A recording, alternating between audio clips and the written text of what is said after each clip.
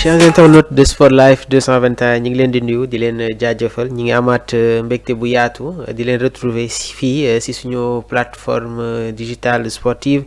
ñu fas yéene ànd ak yéen rek saa su nekk waxtaanee lépp luy jëm si wàllum actualité comme ni ñu tàmm di ko defee dañuy ñëw sur la une des journaux sportifs avant de terminer ak li nga xamante ne moom mooy les divers de l' actualité waaye nag si les divers dinañu ñëwaat si transfert yi nga xamante ne am na ni ki démb mu nekkoon la dernière journée donc dinañ leen tamit dëgtal transfert yi nga xamante ne jot na am au dernier moment donc ñu ngi leen di jaajëfal bu baax a baax suñu mbokk internet yi ñu fas yéene dugg ci bile jotaay gi ñu ñëw sur la une des journaux dañ koy commencer ak Rewmi Quotidien Sport ci seen xët bu njëkk ñoom ñi ngi ñëw ci match bi nga xamante ne Jaraaf mi ngi ko doon football ak USO donc Jaraaf gagné USO et revient à 3 points du leader jamono ji nag US Gorée ñoom ñooy ñoom ñoo nekk à la tête du championnat sénégalais Ligue 1 suñu jugee foofu tamit wala ba tey dañuy des ak Rewmi Quotidien Sport ñëw si sortie bi nga xamante ne Balla Gaye numéro 2 jot na ko def gannaaw ba mu yëkkatiwee ay kàddu jëmale ko jamono ji si roi des arènes muy Modou Lo nee na je l'ai battu sous le régime de Wade waaye tamit daan naa ko durant le règne du président Sall donc mu nekk tamit sortie bi nga xamante ne Balla Gaye jot na ko def envers le roi des arènes Modou Lo yi tamit jot na yëkkati ay kàddu ne Balla Gaye gaynde bu màgget la est-ce que tey jii nii seen troisième confrontation du am gannaaw ba ñu gisewee ay pic di jóge sur les deux côtés suñu jógee si Rewmi Quotidien Sport dañuy dem si Point Actu Sport ñoom ñi ngi ñëw ci Iliman Ndiaye l'artiste des Toffees Régal donc jamono ji nag l'attaquant de l'équipe nationale du Sénégal Iliman Ndiaye mi ngi am de très bonnes performances aux côtés d'Everton gis nañu tamit son entraîneur bi nga xamante ne jot na def des éloges à son encontre Iliman Ndiaye jamono ji nag mi ngi retrouver waat son plus haut niveau gannaaw ba mu jógewee ci équipe bi di Sheffield United jaar Olympique de Marseille jamono ji mi ngi fi nga xamante ne moom mooy Everton bi nga xamante ne Idrissa Gana Gueye fa la nekk jamono ji tamit ñi ngi sur une très bonne lancée au niveau de la Premier League suñu jógee foofu dañuy dem ci Marca ñoom ñi ngi ñëw sur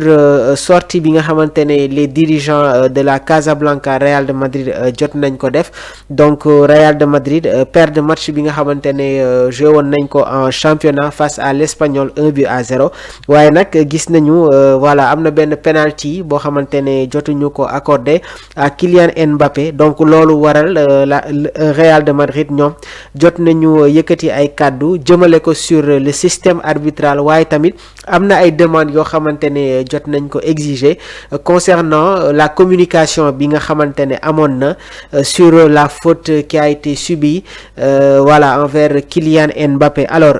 donc ci wàllu boobu tamit gis nañu la fédération espagnole de football jot nañu yëkkati ay kàddu di ñaawlu kàddu yi nga xamante ne les dirigeants merengue jot nañ ko yëkkati envers la décision arbitrale donc mu nekk tamit une information bi nga xamante ne dinañ leen ko toppal yéen suñu mbokk internautes yi suñu jógee sur la une des journaux sportifs ñu dem ci li nga xamante ne moom mooy les transferts donc démb le mercato si la tëj à minuit donc gis nañu nag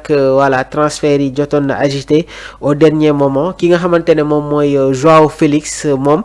jot na signé fële nga xamante ne moom mooy AC Milan sous forme de prêt donc Chelsea a prêté Joao Félix à Milan pour 5,5 millions d'euros ki nga xamante ne moom mooy Nico Gonzalez formé par le FC Barcelone jaar fi nga xamante ne moom mooy Valence dem fële nga xamante ne moom mooy Porto. Manchester City fait signer Nico Provedon de Porto pour 60 millions d'euros. Donc jamono ji nag les Citizens ñi ngi nekkoon voilà di chercher à compenser la blessure de Rodri. Donc Nico Gonzalez, ancien joueur du FC Barcelone, ñëw na fi nga xamante ne moom mooy Manchester City. Donc Manchester City tamit gis nañ ne que jot nañu activé wu bu baax a baax durant le mercato après la signature de Marmoush,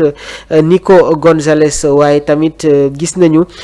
des joueurs comme Kusanov ñoom signé nañu au sein des Citizens. suñu jugee foofu Axel Disasi, Chelsea jot na ko prêté à Aston Villa pour 6 millions d'euros. Aston Villa nag ñoom ñoo gën a actif durant ce mercato parce que durant les dernières heures de ce mercato signé nañu Axel Disasi. Marco Asensio bi nekkoon Paris Saint-Germain abal nañ ko Aston Villa, waaye tamit la signature inattendue de Marcus Rashford sous forme de prêt. Donc jamono ji nag Unai Emery dispose de tous les pions pour voilà yeggali cette année 2025. Axel Disasi ki nga xamante ne nag moom mooy Sotil nekkoon joueur bu Fiorentina jot nañ ko prêté à l'AC Milan pour 1 million d'euros. Ki nga xamante ne nag moom mooy Nicolo Fagioli nekk milieu de terrain au sein de la vieille dame,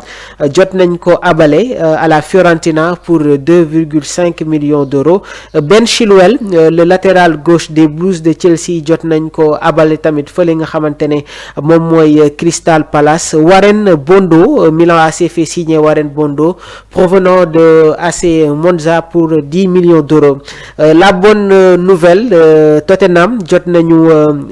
woo ki nga xamante ne moom mooy Mathys Tel nekk tamit joueur bu nekkoon fële ca Bayern Munich, donc jot nañ ko abale fële nga xamante ne moom mooy Tottenham. suñu jugee foofu tamit ba tey on continue avec les transferts. Ismaël Bennacer nekk tamit nekkoon joueur bu AC Milan, donc jot na dem fële nga xamante ne moom mooy Olympique de Marseille sous forme de prêt. Ismaël Koné, donc le Canadien, moom tamit jot nañ ko abale fële nga xamante ne moom mooy Stade Rennais en provenance de l'Olympique de Marseille. Noah Okafor moom tamit jot nañ ko abal au Napoli pour 1,5 million d'euros. Donc gis ngeen transfert yi au dernier moment jot na am solo bu baax a baax. Ki nga xamante ne moom mooy Bruma nekk attaquant portugais, moom tamit jot na signé fi nga xamante ne moom mooy Benfica. Liot Kelly en provenance de Newcastle signe en faveur de la Juventus de Turin. ñi ngi leen ko doon wax, Marco Asensio voilà prêté nañ ko à Aston Villa. Le milieu de terrain des Blues Chukwuemeka moom tamit signé na fële nga xamante ne moom mooy Dortmund sous forme de prêt pour 2,4 millions d'euros. Andrea Belotti nekkoon ancien joueur bu Torino, passé aussi par fi nga xamante ne moom mooy la Fiorentina, jóge Fiorentina dem fi nga xamante ne moom mooy Como. jamono ji nag jot nañ ko abale à Benfica sous forme de prêt. Donc Nicolo Zaniolo en provenance de Galatasaray jot na prêté tamit voilà attaquant bi à la Fiorentina pour une somme de 3,2 millions d'euros. Donc on continue ba tey. Le Milan AC fait signer Jiménez en provenance du Feyenoord Rotterdam pour 32 millions d'euros. Joao Félix aussi en provenance de Chelsea jot na signé fële nga xamante ne moom mooy Milan AC.